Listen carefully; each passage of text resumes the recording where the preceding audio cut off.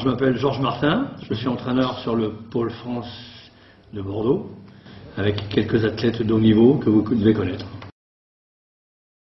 Comment on saute? Bon, de toute évidence, il y a plusieurs façons de sauter à la perche. Il y a une méthode russe, il y a une méthode française. La méthode russe, c'est ce qui vient directement de ce qui se faisait avant, c'est-à-dire le saut métallique, avec les bras qui vont derrière la tête et un renversé qui se fait pratiquement tout seul, mais par contre les lombaires prennent quelques petits chocs. Et il y a la méthode française qui consiste à mettre de la flexion et à en tirer la quintessence en se mettant sur un renversé complet. Donc, on peut résumer le saut à la perche français d'une façon très très simple. Il s'agit de mettre une flexion dans une perche, c'est-à-dire qu'elle emmagasine une grande énergie, lui laisser le temps de se renverser pour être catapulté vers le haut.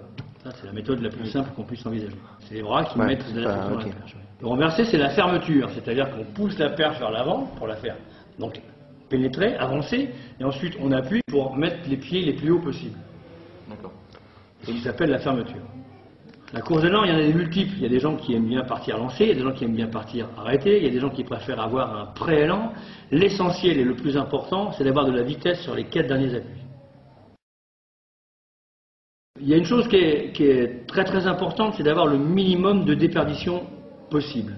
Donc, le point de vue mécanique à respecter, c'est d'avoir tout ce qu'on met sur le pied gauche dans la poussée, tout ceci doit être retransmis dans la perche. Donc on doit être le plus gainé possible, de façon à ce que la poussée se retransmette intégralement dans la main gauche qui fait avancer la perche. On peut appeler ça un alignement segmentaire, dans la mesure où, quand on regarde un décollage, le bras gauche est dans le prolongement de la jambe droite qui est en train de pousser. Donc ça s'appelle un alignement segmentaire. La moindre déperdition sur un manque de gainage, les épaules qui bougent, le bras qui recule ou le bassin qui avance un peu plus vite les épaules, ça s'appelle des déperditions. Le seul truc qui est à travailler particulièrement, c'est la technique de saut. Donc c'est la raison pour laquelle à Bordeaux, nous sautons presque tous les jours.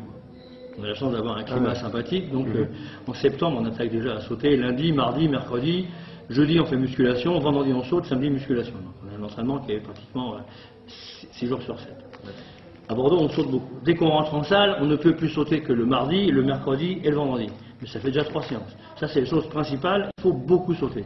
À partir de là, on renforce en course, on renforce en musculation, on renforce un petit peu en gym de façon à avoir des gainages, mais tout ce qu'on fait en course et en musculation doit se rapprocher ostensiblement de la forme de course et la forme de décollage optimale. Il y a un placement idéal pour décoller, et ce placement de décollage doit se travailler dans la musculation, dans la forme de course. C'est pour ça que je demande à des gens d'être toujours très très haut, très très grand, très très pousseur.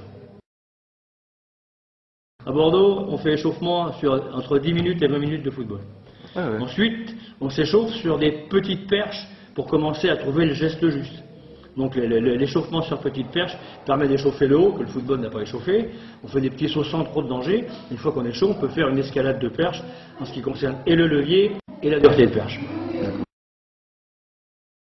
Les perches ne cassent que quand il y a une faute, c'est-à-dire que quand une perche est tombée sur une avancée, quand une perche est tombée sur une autre perche, auquel cas ça donne un point de faiblesse, ça fait un petit trou dans la fibre de verre qui pète immédiatement en pleine flexion. Bon, vraiment une perche ne doit pas casser s'il n'y a pas de pain. La blessure la plus fréquente, bon, chez nous à Bordeaux, on a très très rarement des blessés physiologiques et physiques. On a des accidents. On a des accidents parce que ça fait quelques années qu'on a des mauvais tapis. Donc quand on tombe sur un tapis qui n'est pas complètement plat, il y a des risques d'entorse. Sur un très mauvais saut, on peut sortir du tapis. Quand on tombe de 5 mètres sur du tartan, il y a forcément quelque chose qui pète. Mais ça, c'est inhérent à la discipline qui est un petit peu dangereuse. Vigneron, qui a quelques records du monde, qui est 3e aux Jeux Olympiques de Los Angeles. J'ai entraîné le premier, le champion olympique de Los Angeles, qui s'appelle Pierre Quilon, qui était record du monde aussi. Les gens que j'ai entraînés, puis des gens que j'ai formés. Romain Ménil, je ne l'ai pas formé. Il est 2 fois vice-champion du monde et 1 fois vice-champion d'Europe, mais je ne l'ai pas formé. Je l'ai eu il y a 6 ans. Donc il sort pas de mon école. Mais par contre, Alexandre Barbeau, qui a fait champion du monde, qui a fait 5,75, j'ai eu en cadet première année. Un mec comme Dosevi, j'ai eu en cadet première année. Celui qui vient de faire 6e champion du monde, il est formation maison. On a eu Fabrice Fortin, qui a été vice-champion d'Europe junior, que j'ai eu en Benjamin 1. Donc tous ces gens sont issus de l'école bordelaise.